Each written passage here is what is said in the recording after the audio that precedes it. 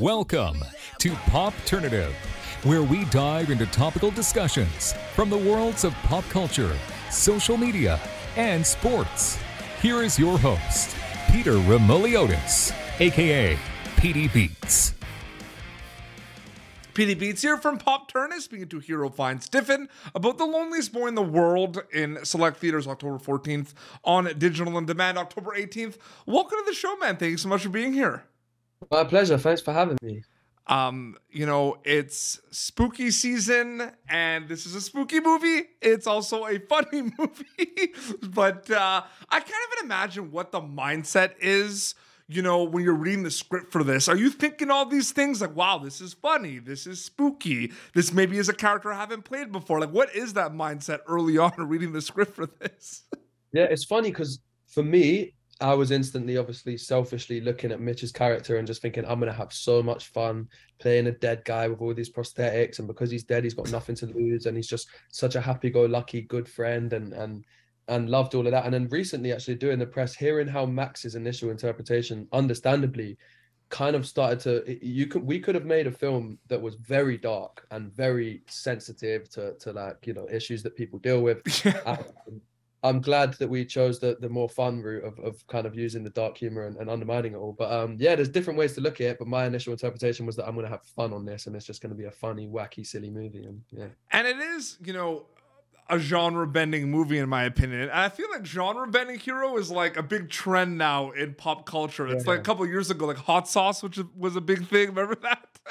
What do you mean? What was hot sauce? Like everyone was watching those shows like Hot Ones, and everyone like it's just like trends and everything. You know what I mean? 100%. I'm a big hot sauce guy, man. I've got like I've got a good selection of that was just kind of example of like a trend and a fad. No, it's important. It's important, man. I stand the hot sauce trend, but you're right. The genre bending is a thing that has started happening. I don't think it's like, I feel like some of my favorite movies from like the early 2000s that were like genre bending movies, I don't think it was like premeditated, where like the filmmakers were like, I want to make a comedy, vampire, action, romantic movie. Do you feel like it's a little planned these days though? Like specifically like in like with movies like this? Like I don't think it's planned, but this had a good balance of it kind of freaking you out a little bit, but also has that heart and that comedy as well. Yeah, definitely. And I think if we did this, if we did this a number of times, did it again and again and again, I feel like we would want to lean into the comedy more one time, lean into the sensitivity sometimes. So it's nice to be able to have a variety of genres to lean into, and I'm glad we got the balance right, because I think the only slippery slope about doing that is you can lean too much into one and then lose the other. So I'm glad you think that we got the balance right. Speaking about like the horror component of things, because it is there, it's got those moments like the zombie component and everything as well. What do you think about working in the genre of horror these days, Hero, knowing it's such a big, massive landscape right now? There is such a big appetite for that genre. Do you ever think about that at all? Yeah, but I feel like this is like, I guess, like technically you'd call it horror, but good friend of mine brought her kids along, and they're like, both of them like under 10, and they were expecting to be scared and they weren't scared at all. And I think that was just because if you were to freeze a frame, there's moments in there that are very scary, but I think just because of the constant light-hearted tone, it really does undermine all of that. And it's kind of quite refreshing to see things that are visually kind of scary that get they're stripped of that kind of that element, which is quite interesting. So yeah, those kids, they were like, I thought this was supposed to be scary. This isn't scary at all. I guess, it's labeled as like a horror comedy for sure. And this one is like really funny. And I'm trying not to like, when I do these interviews, like this is the type of movie, like I went in pretty fresh. Like you watch the trailer one time, you go in and like, it's better that way. So I'm trying to tiptoe around like specific things that happen. You know what I mean? Yeah. In terms of, I'm just curious, because you look at a lot of the projects you've worked on, a lot of different projects. Does that kind of just happen that you get to work in all these different genres and these different worlds? Or is that something even as a young age, like you hope that kind of happened? Yeah, I think it's like a conscious choice. When you start out acting or with a lot of creative industries, you don't really pick and choose. You just take what you get, and then you get to a position where you do start to pick and choose, and you can almost opt to not being too picky and just taking or you can be really picky and you know, like back yourself to think that the phone's going to keep on ringing. And I think it's quite an interesting stage in your career to navigate that and pick the right roles that diversify you and show your ability to do different things. And I think that's like a key for me, a big important thing for me at this, you know, very early stage of my career, is to just keep doing different stuff, see what I'm good at, see what I'm bad at, see what I enjoy, and make sure that I do a little bit of everything while I'm young like this. And I feel like that's one of the best things about being a storyteller, right? Like diving into all these different worlds. Like they're all different, and the characters also are really different as well in a lot of circumstances. Yeah. No, I've really just enjoyed doing a project that's so different from the last, and I'm so lucky that I've gone from like After to The Woman King to this. I feel like I'm really hitting the points I want to hit with just being really spread out in terms of the kind of themes of the movies that I take part in. Were there a lot of for The Loneliest Boy in the World, were there a lot of like late nights filming specifically for this one, or not as much as we would think? There were a lot of night shoots actually, and it was really nice because we had a hotel, because it was in the middle of lockdown. We had like a hotel in rural Wales that was very homely, and it was just the cast staying there, and afterwards the bar would be open, but they'd say like, help yourself to crisps and drinks, just write a little note. And it just had such a kind of a homely, none of us violated that, by the way. We were all honest with what we took from the bar, but just coming back after a late night shoot and being able to just literally have your crisps and sandwiches in the lobby with your actual people who are playing, your family members. I think we really bonded there, and hopefully that seeped into the family kind of nature on screen. We've established in this interview that 10-year-olds did not think that this movie was a scary movie. These are grown up, younger than 10 to be fair, but they're pretty grown up for their age. There are definitely scary moments, but I definitely do feel, and I'm sure you agree with me, that this is one of those movies, because I love watching horror movies and spooky movies. Like I do one a night in October, you know what I mean? Yeah, Sometimes I get a bit crazy, Hero, and I do two.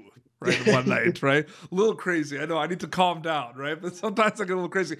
Is it cool to think about, though, that a film like this that is perfect for kind of the spooky season could be on like heavy rotation for those marathons down the road? Like, have you ever thought about that? That's pretty cool, right? I think that would be amazing, man. Yeah. I would absolutely love that. And we feel like there's an element of this with the 80s nature and stylized nature of it, that it could have quite like a kind of cult following, and we really hope that that's the case. That would be amazing. I would love that.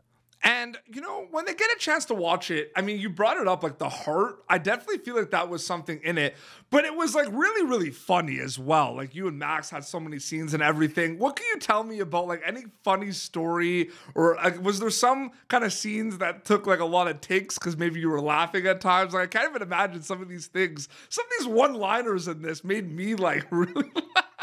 Yeah, I'm so glad you found it funny, man. That really means so much. Thank you for saying that. Yeah, I don't know if there were like specific moments, but just like Martin, the director, is so funny. And the way Max plays the character Oliver with such kind of sensitivity towards how kind of, I guess, like lonely and troubled he is, that juxtaposition helps me. And with Martin being so funny and free and open, I feel like everyone made my job so much easier.